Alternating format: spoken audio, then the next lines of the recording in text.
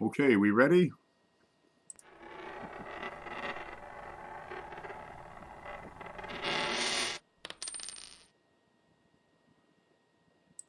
I think we're ready. All right, look what I did. I drew a picture of a penny. Let me move some stuff because we don't need to see this stuff, and I got to move this around. I'm going to write on it. got my got my Hoogie pen. All right. I got to thinking. Um, People need more experience with these coins. I actually made a little meme, stuck it over on Facebook. Let's see if I can find it here. Now, no, that's not it. Wait a minute. I had this all lined up. I swear I had this all lined up. Okay, that one. Nope. And this one. Here it is. What you need, I'm talking to a guy and I'm trying to explain to him because he's just not getting it, right? He's not able to pick out damage from a major die variety or a major error. He just doesn't get it. So I said, what you need is more experience. Hunt through $1,000 in pennies. Now you don't have to do that all at once. You can do, $5 at a time, take them back, get some more. And you set aside anything out of the ordinary. And while you hunt, read up about coins, watch videos, listen, look, and learn. By the time you're done, you'll have a much better understanding of the minting process and what sort of things go wrong during minting. And I spelled it wrong. Okay, I'll have to fix that. And be better able to explain those oddities that you set aside. Huh. So I'm trying to think, how can I explain things differently or better or in a way that nobody's done before? And I think, well, how about I just draw a picture of Lincoln, right? Put a mustache on him, maybe some horns, right? Fix his eyebrows in there, and show people where to look for things that they can find. Okay, so I got the scope lined up here. Let's see if we can get the scope right. I swear I checked through everything. Okay, there's Lincoln. I could zoom out. I bet you that'll work. There's Kickstar, Coin Junkie, Blues is in here. Jeff Dunn. Dude, I got your stuff almost packed up. I just moved it off the table over here. There. So I got an example. That'll work. And I got our cheat sheet. Now you can do this at home. Just take a picture of a penny or rip one off. They're all over the computer, and print the darn thing out. And you can do it for every darn date. But what sorts of things are we looking for? We're looking for cuds, right? That's where a piece of the die is broken off. Let's see if we can make that happen, right? So this will be all raised up, and it'll start at the rim, go into the features of the coin, into the fields, and just be a blob of metal. Let me see. I need a magic marker. Hopefully it's not dry. Okay, this would be like a cud. There, where it's just raised up blob of metal. Right, starts at the rim, not outside. This will be uniform in height, but it'll start way over here, right? But that's the edge. That's the edge of the rim. This is the edge of the coin. This is the edge of the rim. And it's where it's going to start at the edge of the rim, and it's going to go in and encounter another edge of the rim. That's a cud. That's where an entire side of the die has broken away. And you can look for, say, chips. We get a die chip. A great one to look for is a BIE, and they call it that because it's a little die chip in between the letters in Liberty, right? Okay. Might not be all the way up. Might be just a little die chip. Sometimes you get a die chip over in the date, for example, right? Be a little chip that'll fill up one of the letters in the date. 1983 is a good one for that. 1954, I've seen them. All sorts of dates. The 50s have die chips all over the place. There's a great one I look for. I don't know the date exactly, but it's got a little die chip on his nose. He looks like a rhinoceros. No fooling. That's something to look for. Okay, you can look for die cracks. All right, now a great place to look. Up here, you got this deep section of the design. It's deeper, a whole lot deeper in the field. The field, that's going to be high up on the die. The design, the head here and the vest, that's kind of scooped out of the die. Well, it's not really scooped out. it's been pressed in. And you have cracks that'll go from the rim, right? Not outside at the edge, but from the rim, and it'll come to its head and maybe, turn and stuff. Those are kind of neat to find. Okay, then we're looking for doubled dies. Oh gosh, where do you start? Places to look around the eye, right? Especially that eyelid where you have an extra piece of eyelid, maybe above it or below it, right? The letters, all the letters, everything on the outside of that coin is a great place to look for, right? That doubled ear, that's a neat one. 1984 looks like this, right? 1997 comes down off the earlobe, kind of like an upside down elf sort of thing. All right, so let's have a look and get into this and try to decide where are the places to look and what to look for. Or Field B, there you go. Field B on Liberty, 1957, you're going to see these. Sometimes at the top, sometimes at the bottom, right? 1960 D, right? You got one where it's a die chip on the bottom of the R. Yeah, that's a die chip. Anytime you have an extra bit of metal inside, right, that's going to be a chip or a break. In the 50s, you got them through Lincoln's head.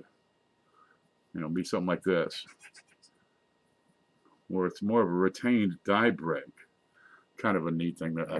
A crack that circles around and comes back to itself. Right, so there's cuts, there's chips, there's cracks, retained die breaks. There's doubled dies. And they can be pretty extreme. Sometimes it'll look like a letter beside a letter. Something like that. Or maybe it's just a little extra meat beside, right close into the letter. Kind of neat. Different things to look for. The early 60s are a great spot to check the tops and the bottoms of your letters, especially the LIB. Be a little extra below the L or the I, or maybe just a little tiny bit just at the top. Not much. Of course, you want to check that mint mark for repunched mint marks. They'll be upside down and backwards sometimes. They're all over the place. They can be down. 1952 has one where it's down here. And that's kind of disputed and talked about, but that's a sort of thing that you hunt for. 1974 is a neat day. You want to check and make sure that the VDB is there. What? No VDB? Yeah, it happens. It's just a worn out die is what's going on, but the VDB is MIA. Yeah, I'll just black it out that way. Oh, look, that's perfect. Okay. Okay, let's get into this and try to decide what are we looking for, where are we looking for it, and why are we looking where we're looking. Okay, I'm going to draw. I got to get some scissors out because I'm making this up as I go. Yeah, I was getting some coffee and I thought, I got to show them the angle thing so they get an idea of what the hell's going on with that. Okay, there's the center. All right, so right about there. Okay, that'll probably work. All right, you get these dies, and when you make them, not you, when they make them, there we go. I got these from CJ. They're going to press the hub into the die, right? To press that design into the die so they can take the die and just stamp the bejesus out of these pennies, just press them right out. Well, back in the day, up until 1997, they used to press it into the die, then bring it out a little, and then jam it in again, right? And do it a few times if need. Sometimes you've seen several doubled dies or several re-hubbed dies. Lots of hubbing marks. And that's how a doubled die is made, right? It's different from a double struck coin where you strike the coin, right? And it doesn't eject and you strike it again. That's a different beast altogether. We're looking at the die has been changed because while it was being hubbed, there was a change, right? It got hubbed, retracted, then something moved and it got hubbed again. What happens when the die or the hub rotates ever so slightly? So I got this thing here, right? It's an angle. Well, it's kind of like an angle. I'm going to trim off this edge just a bit. Let's see. Perfect. That is a perfect tool right there. Look, it's like a dunce. If I put it just right, it's a dunce cap. All right. Okay. What you're looking for is dependent on where the rotation point is on that on the die hub when they come together. Now the center of the coin is right about here, right? I mean, I could point it out, measure, and mark, but it's right about there. So if I have a die, right, and a hub, and they're coming together, and there's just this slightest, watch this, ready? Yeah, just that slight rotation. If it's coaxial, right, the dies stay lined up, but one will shift, one will rotate to the other. And I get just a tiny little shift. See the way that shifts? Here, I'll line it up with the front of his vest. There. Okay, now we're going to have a little rotation on that die. See that? And look at the distance there. And I'm going to need, where's my toothpicks? I can use a pen, that'll work. When you have a rotation, the distance from the center of that rotation is going to increase the lateral distance of the doubling. And the further you extend from that center of rotation, the greater that distance is going to be. Out here, what's this? An inch, right? But for that same amount of rotation, back here, it's a half an inch. And right in here, dude, you ain't going to see that. That's barely noticeable. I'd have to put that under the scope. And no, you ain't going to find that. That's a neat thing. Now, there's another way that these things can rotate. They can rotate around a particular point, a pivot point, right? So instead of rotating around the center, which is like that, they can kind of move side to side, just a tiny little bit. There's not much space for these to move around like that. But when it happens, you have a K point. You have an area of rotation, a point of rotation that's not the center.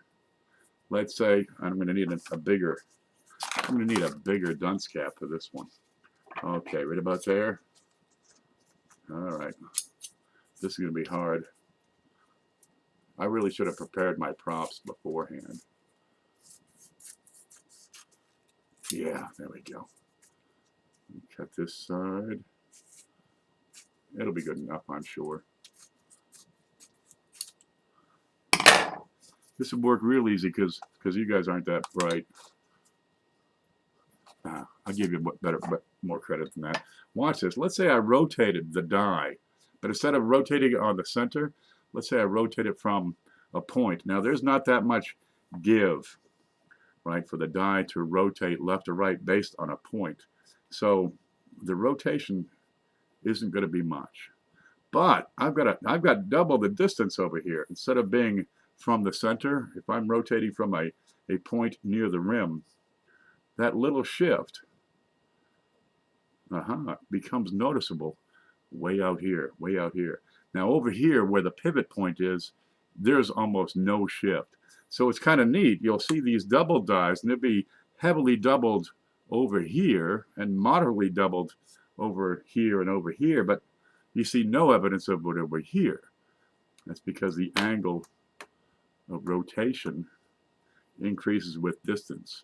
And it's a whole lot closer here, and a whole lot closer here, and over here, where the point is, it's not enough to notice.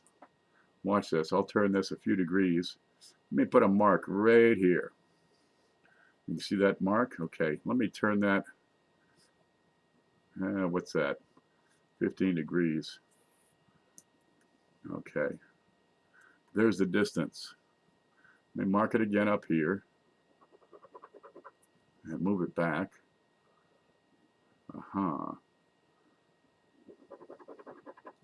See that distance here? I've got an enormous space, an enormous distance far from the pivot point. And for that same rotation that rotates on this point, you're not going to see a thing. But what you're looking for, let me get rid of this. What you're looking for is Well, you want to identify two things. You want to identify some doubling where you have letters beside letters or wider letters. Let's look at that T and draw it up. If I can do this right. Okay. So I drive the hub into the die and I leave a T. But then I retract it and I'm going to drive it in again. So I'm going to leave a T right beside the T. And it might not be much. Right? It might just be the littlest little shift.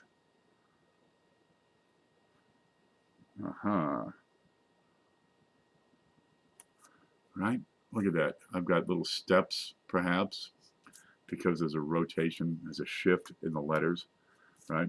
But I've left two depressions in the die. I've hubbed that die twice. So I've got one depression here, and I've got another depression where it sunk in more metal. So look, it's thicker than it should be by that much. And because it's rotational, I'm going to have a little notch, which you see up here, just a step. So let's say the top, the step, then the next one. That's what's going on here. This is what you're looking for. A lot of times, especially if it's rotated around the center, all you're going to see, right, are little notches, just little steps. That's all you're going to be able to make out. So where to look? I'm going to look right there on the Y. Okay, let me draw this bigger. Where'd that other piece of paper had go ahead. Okay, here's my Y. And the letter Liberty. All right. The area of focus that I'm looking at is about that big. Okay. That's pretty small. So let's look it over here because I've got a penny lined up. Can you see that Y? There's the Y we're talking about. And I'm looking at the corner point of that Y. That's it. That's my area of interest. That's the scope. If I saw nothing else, my tunnel vision wants to focus on that bit right there. That little section. I can put that in ink. There you go. But also, I'm looking at other corners. Here we go. I'm looking at all these funny points. And the best points to look at are the ones that don't come together in 90 degrees. Here, I've got a 90-degree angle. All right. This is not too far from 90 degrees. This is kind of obtuse, right? Greater than 90 degrees.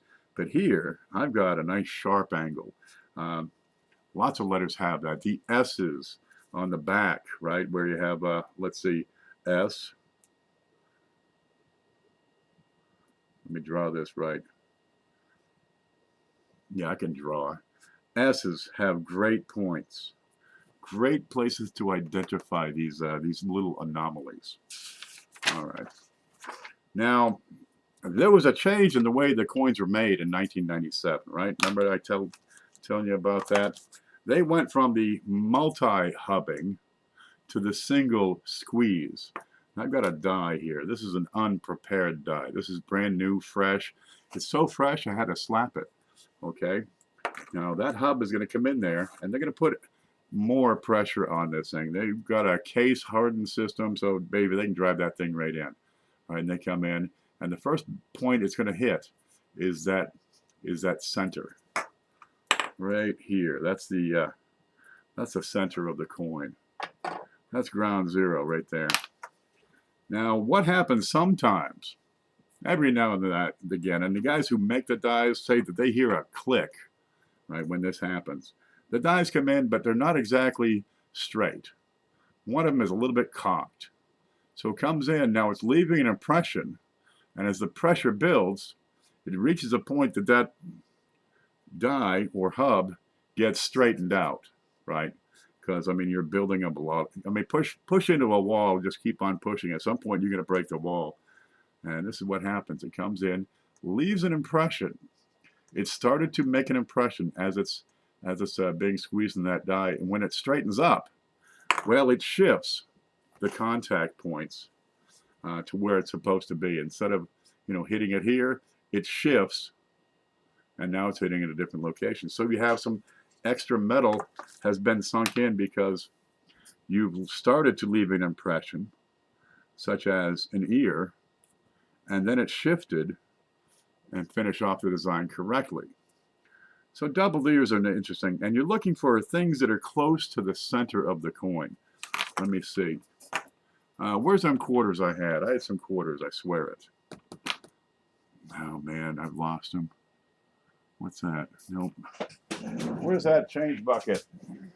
I know I got some quarters. So all those state and ATB quarters you got, I won't be I can't find a single one. Look at this. I'm not ready. Let's put this under the scope here. Where's the scope? So as long as you can find the center of that coin, where's my pointy stick?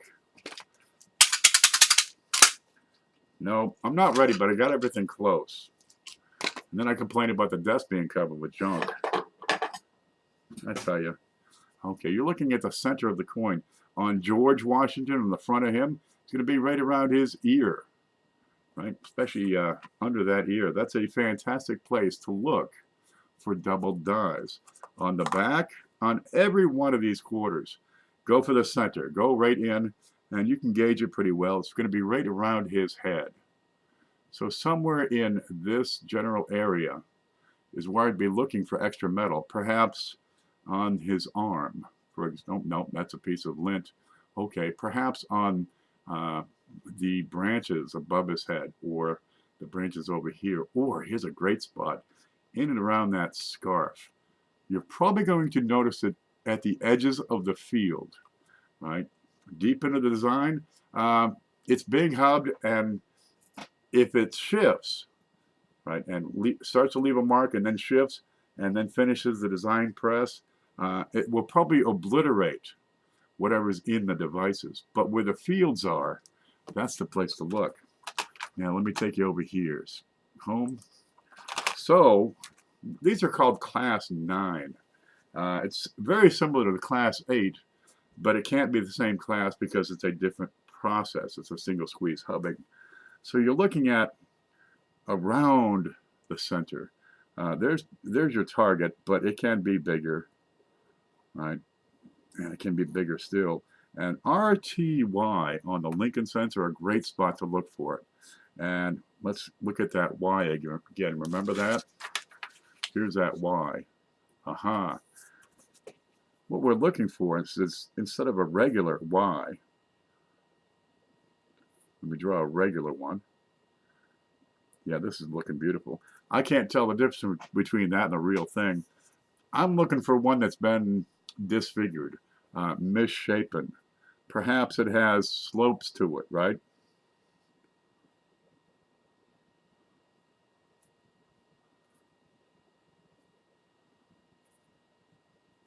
And because it, there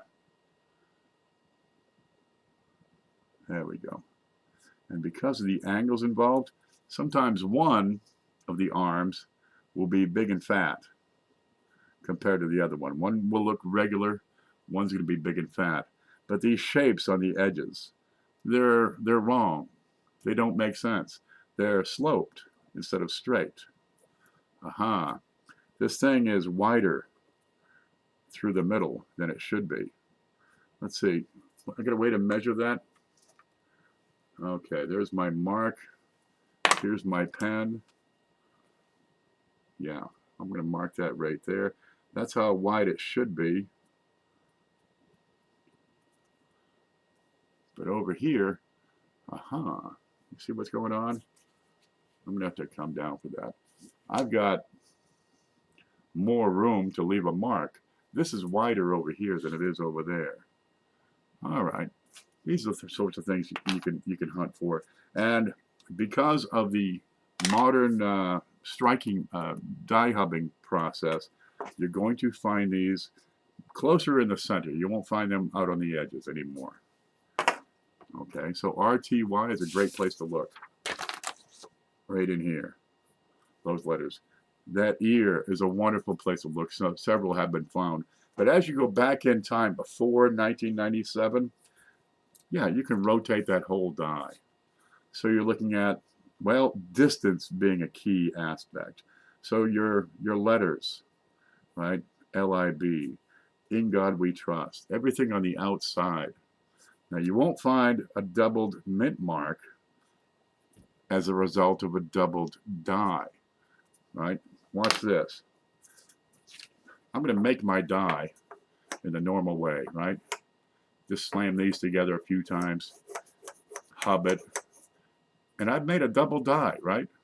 So I've got design features on here that have been doubled already. And there's my die. I'm going to put it in a service. But before I do that, there we go. I've got doubling on my die. And now I'm going to drive my mint mark in, right? I'm going to punch it, be right about here. I'm going to hit that with a hammer right on top and punch in my mint mark. And I punch my mint mark in perfectly because I'm an old hand at this and I'm really good. So I can have, you ready for this? A doubled die. So let's say in 1955, what's that look like? I can't draw. I really need art skills.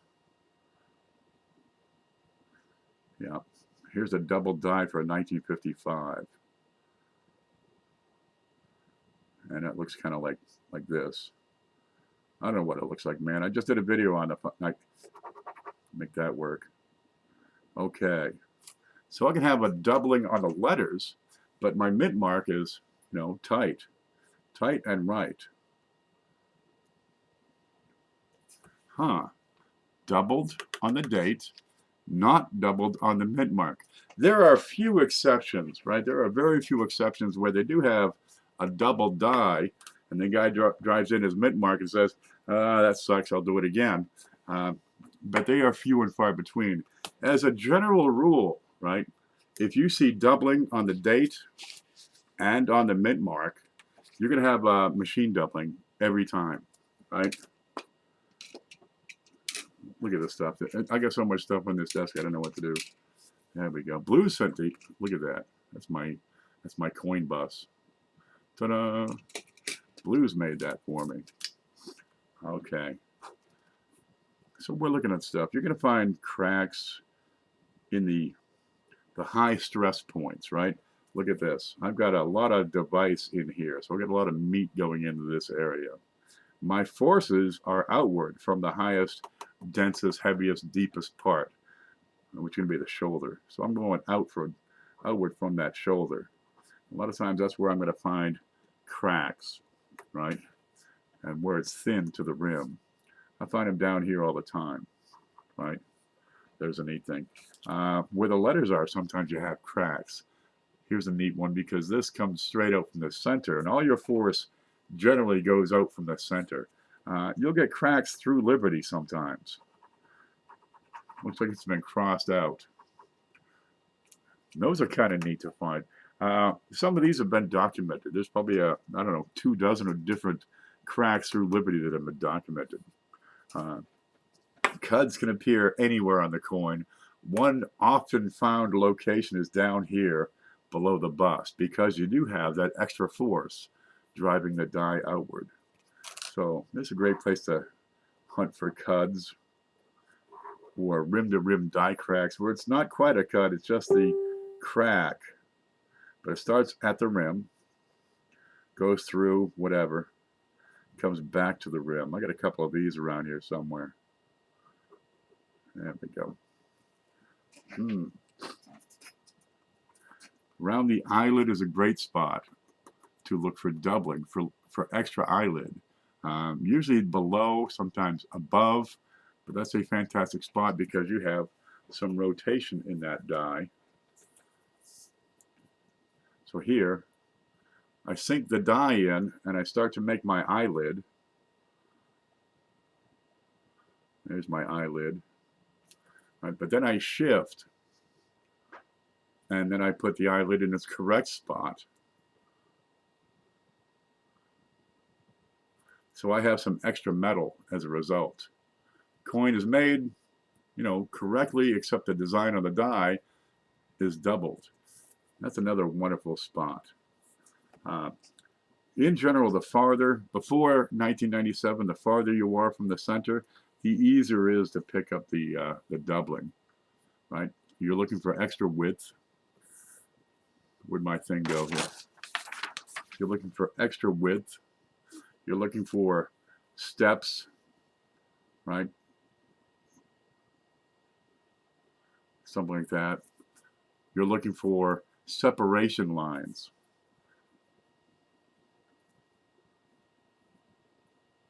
Now, you won't always find all of these, right? But you may find some of these each time. Okay, let's try to make this. How do I do this? This one comes down, over. Oh, this comes down. There you go. So you're looking for separation lines.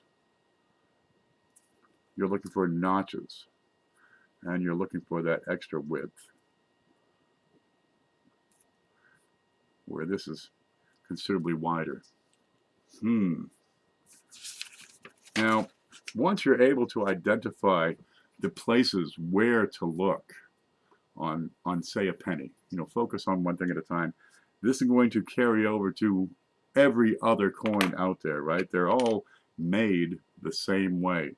All the dies are hubbed all the same way. So if you understand how these things are made, right, you can say, aha, I understand why you have a doubled eyelid. Okay, so maybe I want to look over here. Where's the button? Ready? Maybe I want to look over here in the Roosevelt dime. Where's that toothpick? There it is. Okay, what's near the center? There's my center. What would I have doubled? I might look at the ear. Maybe not as eye, because that's farther from the center. It's a smaller coin. I'd want to look at, say, the ear for doubling. On the back, right in here, is about the center. I'd want to look at these leaves, right? In and around these leaves. That's where I would want to look for extra doubling, as well as far away, all the way to the outside. And I still want to check the same things, right? I want to look at the points that come together at non-90-degree angles, right? The A's, great spots. The S's, if the design is right. I think the Roosevelt dimes just have just a plain design on the font. I mean, it's not a bad looking coin. It's busy, that's for sure. But if you understand how and where to look on a penny, use that knowledge for every other coin you look at. I see Jeff Stanley here. He's the guy that does the nickels, right? Look at this. Where do you look on that nickel? If this is the center of my nickel, right here, where would I look to find doubling? I'd look in and around the top of that door frame, in and around the top of these windows, right? In and around the area below this here semicircle dome window. Those are great spots. As well as all these distance items. And look at the S's on these. Well, those are juicy things. Look at the shape of the font on that E. When you see doubling on an E, watch this. You're going to love this. This is a beautiful thing. I've seen these. I think I got one here somewhere.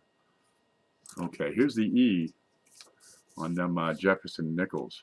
Right, they got all these wonderful points and angles and stuff on. They're just slick as could be. Okay, draw it. Stop talking and draw, Ken. Okay, looks like that. Yeah, it looks like flugelhorns or something. Angle up, down. Okay. I don't know how I'd have to get more Look, if I put a little head on there, it's a doggy.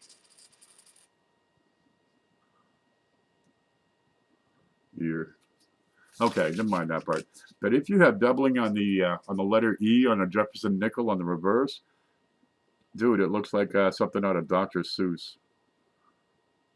That's what we're talking about.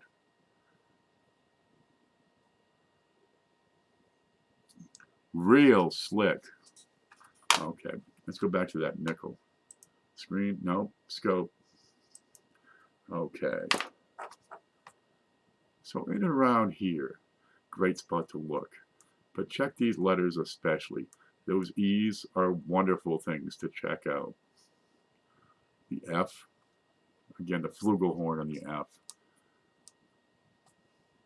Not so much the letters in Monticello. However, there's some glorious, and I mean glorious double dyes where it's seen best on Monticello. What is this blemish here? Oh wow, I think that's a clash.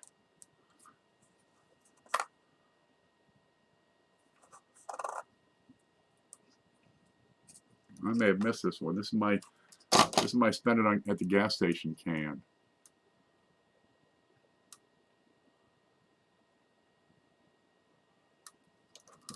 So I'm not ready to do clashes because there I got to have another photocopy of my little drawing. Yeah, that's a clash mark right there. Yeah, that's his eyeball. Okay, good. I'll keep that around. All right, there's another thing to look at. Oh gosh. Where do you look for clash marks? Okay, remember what I talked about? You've got a die. This is going to be my die. And my design is down in there.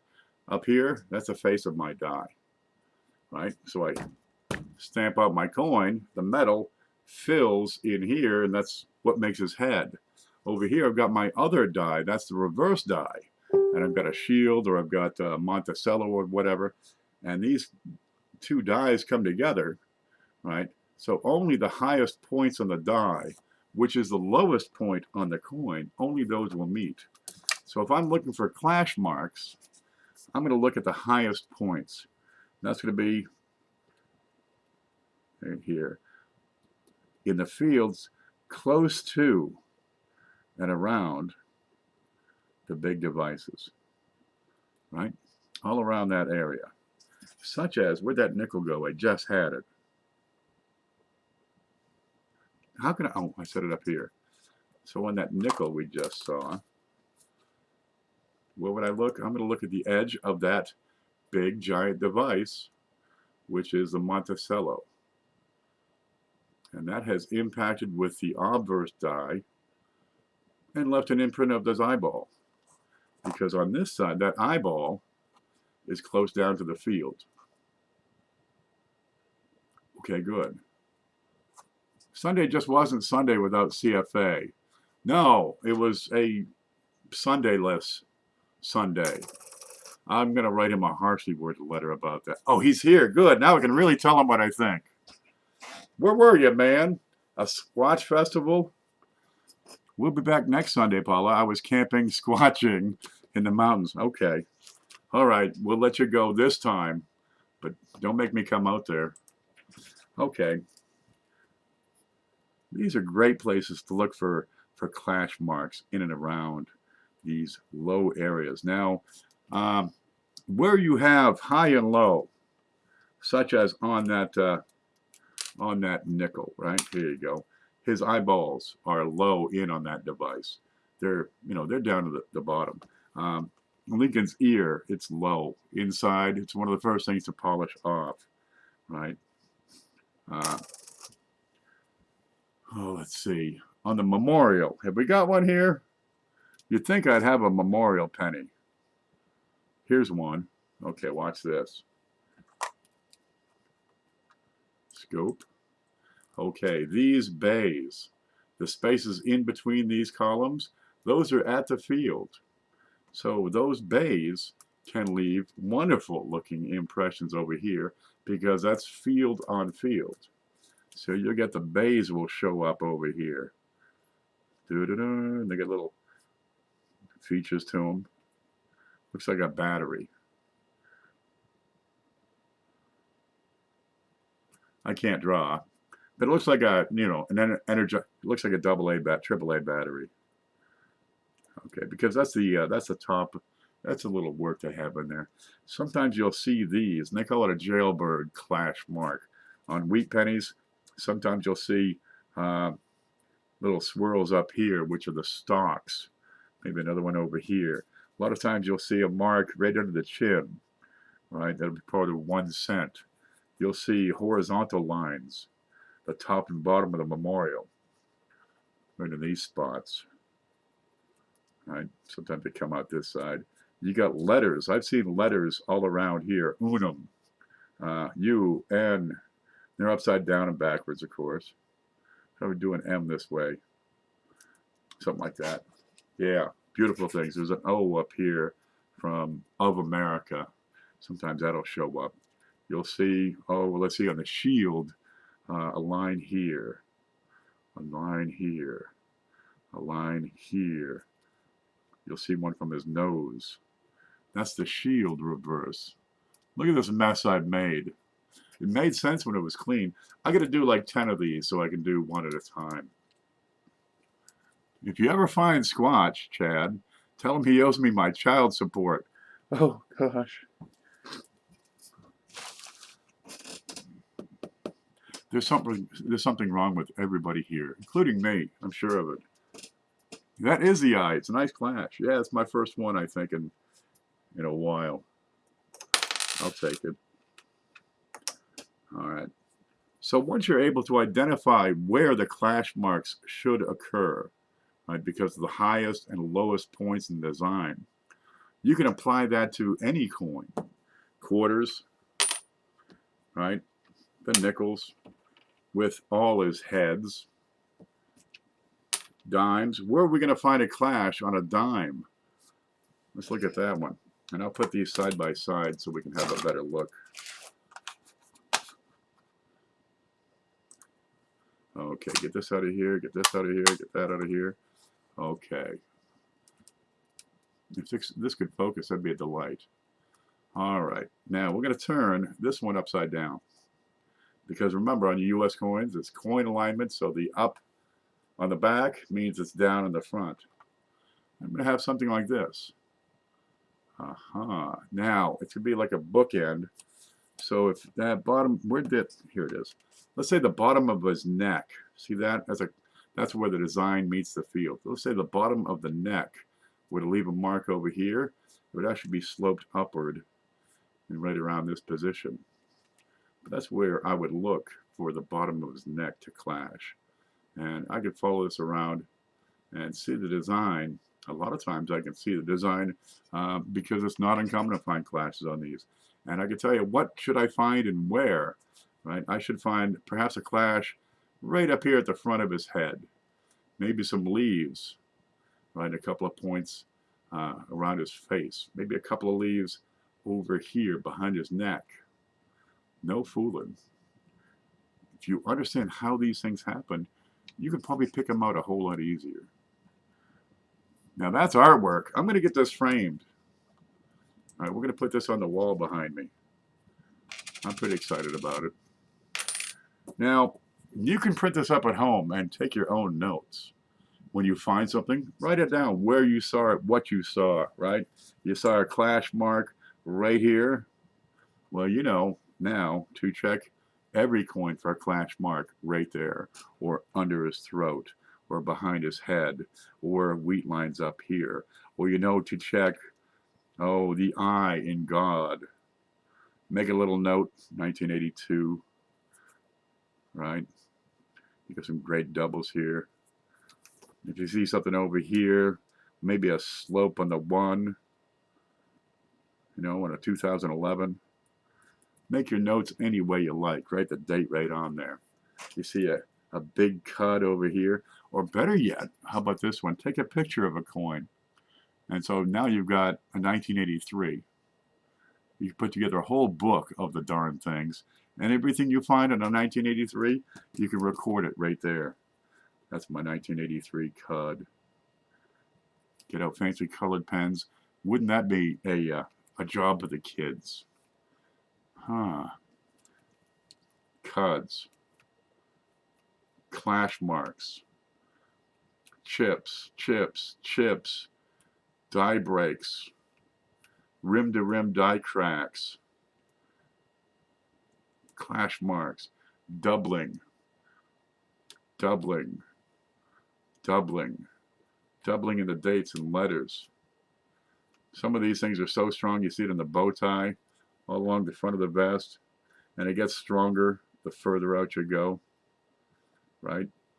You're looking for extra bits under the armpit. It might be just a little just a little bit under the 1941 is a great one for a little, just a little tiny bit right there. And I call it the armpit of the T. Oh God. All right. Now, there's plenty of photos on Google. I went over to Google. I said, give me a Lincoln Centaur burst, hit the button, went to images, and found this. This is beautiful. Printed it off. And that was a trick, mind you. Just getting this image to fit on a piece of paper was a trick. That took me like an hour. I'm not very literate on these computers. But you could put together, in effect, an entire catalog of what you find on your coins and just use one coin with a particular date for each page. For the back of the coin, use the back of the page. Of course, if you're using heavy pen, you might want to have a separate page for that. And there's your reference piece right there. If you can't find them all, at least you can record it and build your own library of what to look for that way. Tip: I tape old coins to the inside of my bum cheek. After a week or so, you'll see rainbow toning. Wow. Been good knowing you. Wow. Coffee break. Okay. You got any questions? Are there things here that did not make sense? I try to point out the angular distance and how the distance from the point of rotation makes a bigger difference. And it kind of makes it easy to tell where the rotation point. Oh, one more thing. You have these things called K numbers, right? K. Wow, I think I've dried up my pen. Hoogie, what do I do? Get another pen. Okay, you get these K numbers. K5, K10. Watch this. That's 12. 1, 2, 3, 4, 5, 6. K is for clock. K is for clock. K6, right down here at the bottom. K7, K8. You can read a clock. K9, K10, K11, K12. I could probably space this over a little bit more. Okay, and that'll be the point of rotation, or a point where a cud begins, or where a crack begins. I go wild with lamination. Laminations can be, that's a planchet issue. They can be anywhere. What you're looking for here would be design issues, die varieties, where there has been a change on the die itself, right? That would be repeated on every coin struck by that die. For planchet issues, that would be an error, and all of those would be entirely unique. So it doesn't really make any sense to record locations on lamination errors because they do not repeat. Okay, I think I've gone as far as I can with this one. I hope we learned something. Look, if you got questions, email me, or better yet, go to the live Q&A where you can submit your questions to check my coin at yahoo.com. I can probably type that in over here. Let's see. I gotta move this keyboard out of the way. QA. Is that gonna work? And that should give you the email address. And Thursday nights we have the live Q&A. Let's see. This week is going to be Frank Waddell will be the host. Hey Ken, at what point in condition of the overall coin will you not keep it if you find one or two of these? Damaged, I don't really bother with damage for minor items. Okay, just a minute. I screwed up my screen here. There it is. If the coin is damaged, most of the time it's gone. It's just done. You can find damage. Here's my send it back to the bank bucket here. Here we go. Watch this one. Here's a screen. No, I don't want the screen. I want the scope. Okay, here's one. It's just kind of frigged. This, I wouldn't even bother checking it for a die variety. Wouldn't even bother. Here's one. When I get some, you know, just nasty spots on there like this, I probably won't even check it for a variety. Chuck it. Now, there are some dates. 1983 double die reverse. Even damaged, and I mean considerably damaged. I've seen those go for 40, 50 bucks. Die progressions are fun to put together. That's a subject for Jeff Schumar to work on. He could probably explain that a whole lot better than I could. You watch these cracks, right? And you can pick them out the exact point that they start, where they intersect letters, if they do, the distance from the letters, the direction they turn. And you can watch these cracks over time, over successive coins, grow. Right? You get another one and it turns left. You get another one and it turns more left. You can actually watch these things grow. I've got an animated file showing a die chip growing, and I've got like 7 different images, and the die chip just begins at one particular point, and on the next photo it's a little bigger, next photo it's a little bit bigger, next photo it's a little bit bigger, and you can see it grow over time. Still the same die chip. Happy birthday, Farm Dog. Thank you very much. Yeah, today I'm older than dirt. Dirt is 52, and now I'm older than dirt. It happens, man. Yeah, I've already outlived, what, over half the people that have ever existed. So that's not too bad. But let me tell you, man, don't be in a hurry to grow old. Don't be in a hurry to grow up. It's a trap, really. Don't believe the hype. John Francis is here. Good to see you. Okay, happy birthday, says Sin Delicious. Thank you, dear. And thank you, CFA. At what point in condition of overall coin will you not keep it if you find 1 or 2 of these? For minor things, right? Die chips, I keep them, right? The coin's screwed up. For double dies, a lot of times for some of these varieties, once you get to fine and lower, you start to lose all the diagnostics. You start to lose the ability to even see separation lines. You start to lose the ability to see the slopes. There's a lot of circulation marks on there. They'll flush themselves. You can probably still see some of the extra thickness on some of these coins. 1917 has a double die. It's easy to pick that one out, even in well worn out shape. But when you're looking at points this big, when you're looking at the tips of pointed letters, there's a point where you just can't tell anymore, and they'll be lost to the ages. So the population, a lot of these die varieties, it's already low because there are not that many people looking for it.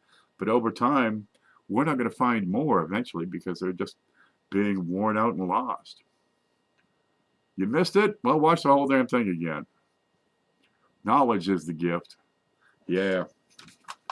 I'm going to get back to this one. Seriously, people need more experience. The best way to get experience is to be active, right? Go through more pennies, or whatever your thing is. Maybe it's nickels or dimes or halves or $20 gold pieces. But whatever it is, go through tens of thousands of those coins. Anything you see that's out of the ordinary, maybe you can't explain it right now, right? But pick it out and set it aside. And while you're hunting, of course, listen to videos, read a book here and there. Look, listen, and learn. Because by the time you're done looking through those 10,000 coins, you're going to have a better idea of what you just picked out. And you'll be able to go back through and decide for yourself what you have found. And we got this. It's called Tips for New Collectors. Let's see if I can make that move. Okay. We got a whole series of videos out there using that hashtag, Tips for New Collectors. If you simply type that in to the search box at the top of the screen, it'll give you a bunch of them. What are we at? 15 or 18 of the darn things? I've made one. Let's see, Mantic, maybe I've made a couple. Mantic has made at least one. Bill 457 has put up a couple of videos, and it's just short or sometimes extensively long videos offering tips for new collectors to help you guys get a better handle on the hobby. What to look for, where to look for it, how to look for it, how to identify what you have. Uh, Good tips for collecting. That's the whole general idea. And they're working pretty good. I expect Mike Badger will be doing a video. All you have to do is make the video and add that tag, right? Hashtag tips for new collectors in the description below your video. And yeah, it gets added to the list. And if you're watching some of these things, you can click on that and save it in your own playlist. Hit that like button, subscribe, and leave a comment. It all works. Happy birthday, says Shannon. Thank you very much. Okay. Look, I got a chocolate cake in the oven. I probably should go get that. That'll keep me busy. Yep. Look, if this has helped you, well, share the link with your friends. Share it with other people who are out there asking about, what's going on with my coin? How can I find these things? Where do I look? What do I look for? And the simple answer is look for anything different from the normal, right? And then explain it. Most of the time it's going to be damage, right? But over time you'll find more and more things and you say, aha, I know what that is. That's a die crack or a retained cud or a chip or wait a minute, that's a doubled die or it's a clash mark or it's a cud. You'll be able to identify things. And the more active you are, the easier it's going to be. It's tough at first because it's like drinking from a fire hose, really. I choose to regress with age. Dude, you're doing just fine. Keep it up. Okay, guys, that's all I have for today, so I'm going to let you go. And we'll probably have another one of these some other day, perhaps. There's all kinds of pictures out there. Maybe I'll print another one up. I'll let you go, so stay groovy.